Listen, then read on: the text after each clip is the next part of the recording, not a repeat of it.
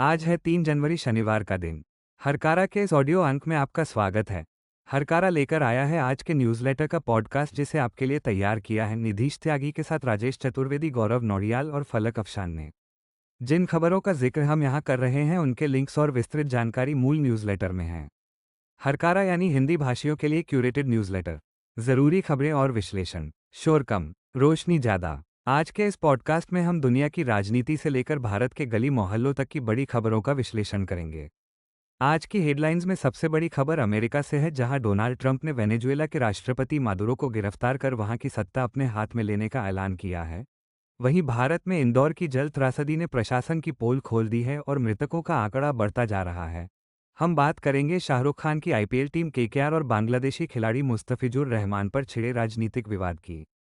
साथ ही जानेंगे कि कैसे यूपी और बिहार में पुलिस और भीड़ द्वारा बांग्लादेशी होने के शक में आम नागरिकों को निशाना बनाया जा रहा है। इसके अलावा हरकारा डीप डाइव में प्रोफेसर अपूर्वानंद, अर्थशास्त्री रथिन रॉय और दिवंगत साहित्यकार विनोद कुमार शुक्ल पर खास चर्चा भी सुनेंगे। तो चलिए शुरू करते हैं खबरों का सिलसिला। शुरुआत करते हैं अंतर्राष्ट्रीय कूटनीति की सबसे बड़ी खबर से। अमेरिकी राष्ट्रपति डोनाल्ड ट्रंप ने शनिवार तड़के एक बड़ा ऐलान करते हुए दुनिया को चौंका दिया। ट्रंप ने घोषणा की है कि अमेरिकी सेना ने एक बड़े ऑपरेशन के तहत वेनेजुएला के राष्ट्रपति निकोलस मादुरो और उनकी पत्नी को गिरफ्तार कर लिया है और उन्हें देश से बाहर ले जाया गया है। पॉलिटिको और एक्सियोस की रिपोर्ट के मुताबिक ट्रंप ने साफ कहा है कि अब अमेरिका वेनेजुएला में अस्थायी रूप से शासन चलाएगा। ट्रंप ने इसे डॉन रो डॉक्ट्रिन का नाम दिया है और कहा है कि वेनेजुएला के तेल के बुनियादी ढांचे को अमेरिकी कंपनियां ठीक करेगी। मादुरो को अमेरिकी युद्धपोत यूएसएस इवो जिमा के जरिए न्यूयॉर्क लाया जा रहा है, जहां उन पर नार्को टेररिज्म के मुकदमे चलेंगे। न्यूयॉर्क टाइम्स की रिपोर्ट बताती है कि इस हमले में 150 से ज़्यादा अमेरिकी विमान शामिल थे और राजधानी कराकस की बिजली काट दी गई थी। रूस, चीन, ईरान और लैटिन अमेरिकी देशों ने इस कार्रवाई की कड़ी निंदा की है। वहीं भारत ने इस पर कोई राजनीतिक टिप्पणी नहीं की है, लेकिन विदेश मंत्रालय ने भारतीयों के लिए ट्रैवल एडवाइजरी जारी की है। द हिंदू की रिपोर्ट के अनुसार शनिवार को 50 वर्षीय हिंदू व्यवसायिक होकन चंद्रदास की मौत हो गई। 3 दिन पहले उन पर भीड़ ने जानलेवा हमला किया था। हमलावरों ने न सिर्फ उन पर कुल्हाड़ी से वार किए बल्कि पेट्रोल डालकर जिंदा जलाने की कोशिश की। ये घटना शरीयतपुर जिले की है। बांग्लादेश हिंदू बौद्ध ईसाई एकता परिषद के प्रवक्ता काजोल देवनाथ ने बताया कि दिसंबर से अब तक हिंदू समुदाय के किसी व्यक्ति की यह 5वीं हत्या है। इससे पहले ईशनिंदा के आरोप में भी लिंचिंग की घटनाएं सामने आई थीं। स्थानीय जानकारों का कहना है कि बांग्लादेश के बदले राजनीतिक हालात में कट्टरपंथी समूह अल्पसंख्यकों को सुनियोजित तरीके से निशाना बना रहे हैं और सरकार इसे रोकने में नाकाम दिख रही है। अब रुख करते हैं मध्य प्रदेश का। देश का सबसे स्वच्छ शहर इंदौर अब अपने ही पानी से डरने लगा है। भागीरथपुरा इलाके में दूषित पानी पीने से हुई मौतों का आंकड़ा बढ़ता जा रहा है। पीटीआई और स्थानीय रिपोर्ट्स के मुताबिक अब तक 16 लोगों की मौत का दावा किया जा रहा है, जिनमें एक 6 महीने का बच्चा भी शामिल है। लोग नगर निगम के नल का पानी पीने से डर रहे हैं और महंगे दामों पर बोतलबंद पानी खरीदने को मजबूर हैं।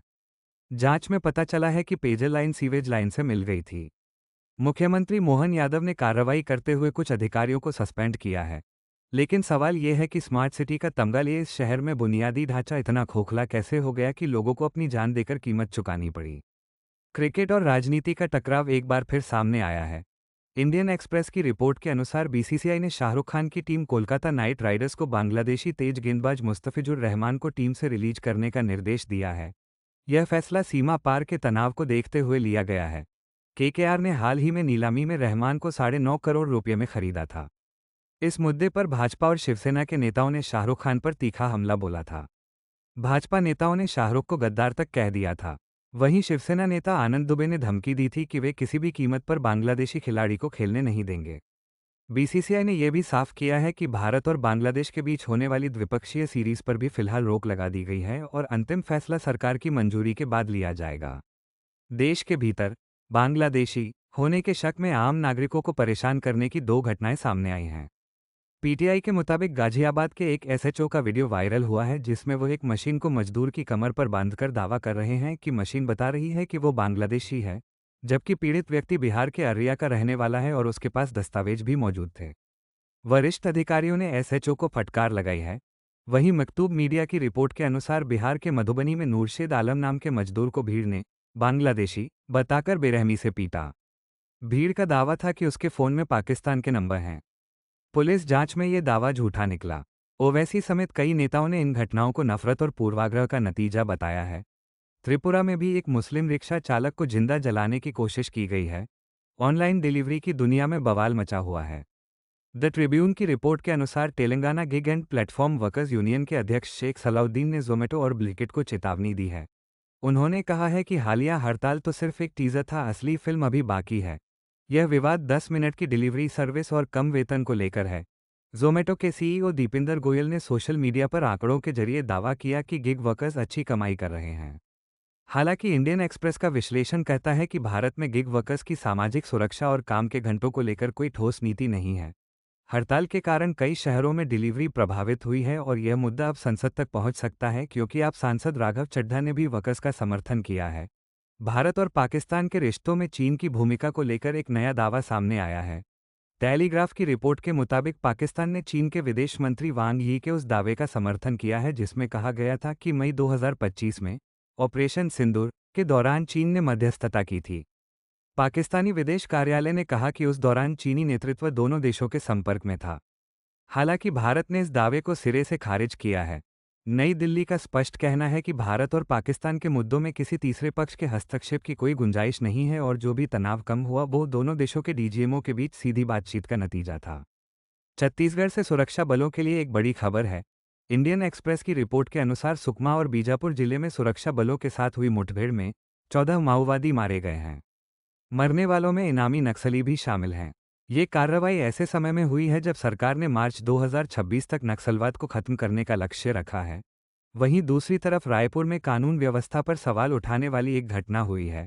इंडियन एक्सप्रेस की रिपोर्ट बताती है कि मैग्नेटो मॉल में तोड़फोड़ करने के आरोप में जेल गए बजरंग दल के सदस्यों का जमानत पर रिहा होने के बाद जोरदार स्वागत किया गया। उनके समर्थकों ने जुलूस निकाला और आरोपियों को कंधों पर उठाया। महाराष्ट्र में महायुति गठबंधन के भीतर की दरारें अब खुलकर सामने आ रही हैं। सुधीर सूर्यवंशी की रिपोर्ट के अनुसार उपमुख्यमंत्री अजित पवार ने पुणे और पिंपरी चिंचवड़ में भाजपा के कार्यकाल के दौरान हुए कथित भ्रष्टाचार पर सवाल उठाए हैं। अजित पवार ने तंज कसते हुए कहा कि जिन लोगों ने उन पर 70,000 करोड़ के घोटाले का आरोप लगाया था वे आज उनके साथ सत्ता में हैं। इस पर भाजपा प्रदेश अध्यक्ष ने अजित पवार को चेतावनी दी है कि वे मुंह न खुलवाएं वरना कई राज बाहर आ जाएंगे। आगामी निकाय चुनावों को लेकर दोनों दलों के बीच ये खींचतान तेज होती जा रही है। हालांकि निकाय चुनावों में महायुति ने 68 सीटों पर निर्विरोध जीत हासिल कर अपनी पकड़ मजबूत की है। उत्तर प्रदेश से खबर है। भास्कर की रिपोर्ट के मुताबिक लोक गायिका नेहा सिंह राठौर को लखनऊ पुलिस ने हिरासत में ले लिया है।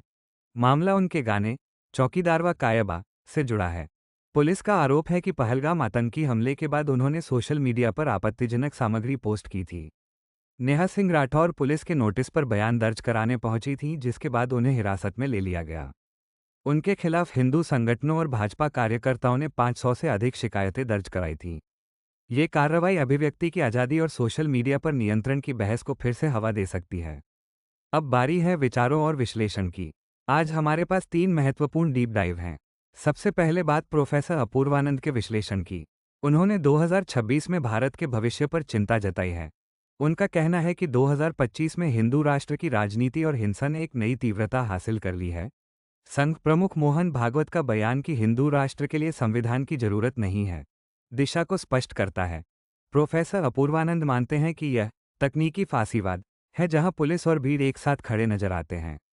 उनका मानना है कि 2026 सिर्फ साल बदलने जैसा नहीं होगा, बल्कि यह परीक्षा होगी कि भारत का बहुसंख्यक समाज इस नफरत को स्वीकार करता है या प्रतिरोध का रास्ता चुनता है। दूसरे डीप डाइव में अर्थशास्त्री रथिन रॉय ने बिहार और यूपी के पिछड़ेपन पर बात की। उन्होंने इस धारणा को खारिज किया कि उत्तर भारत हमेशा से पिछड़ा था। उनका तर्क है कि 1975 के बाद यहाँ डी इंडस्ट्रियलाइजेशन हुआ, जिसके लिए यहाँ के स्थानीय एलीट जिम्मेदार हैं। उन्होंने फ्रेट इक्वलाइजेशन पॉलिसी को इसका कारण नहीं माना। डॉक्टर रॉय का सुझाव है कि जहाँ घर वहीं नौकरी के मॉडल को अपनाना होगा और स्थानीय उत्पादन पर जोर देना होगा, तभी उत्तर भारत का आर्थिक कायाकल्प संभव है।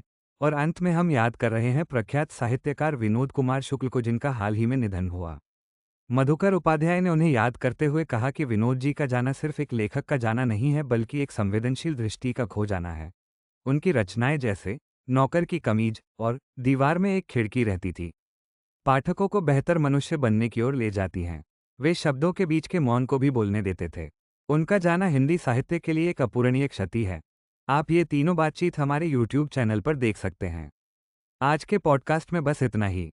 उम्मीद है खबरों का यह विश्लेषण आपको पसंद आया होगा। अपनी राय और सुझाव हमें जरूर भेजें। हरकारा पॉडकास्ट अब WhatsApp, LinkedIn, Instagram, Facebook, YouTube, Twitter और स्पॉटिफाई पर भी उपलब्ध है। सुनते रहिए हरकारा। शोर कम, रोशनी ज्यादा। नमस्कार।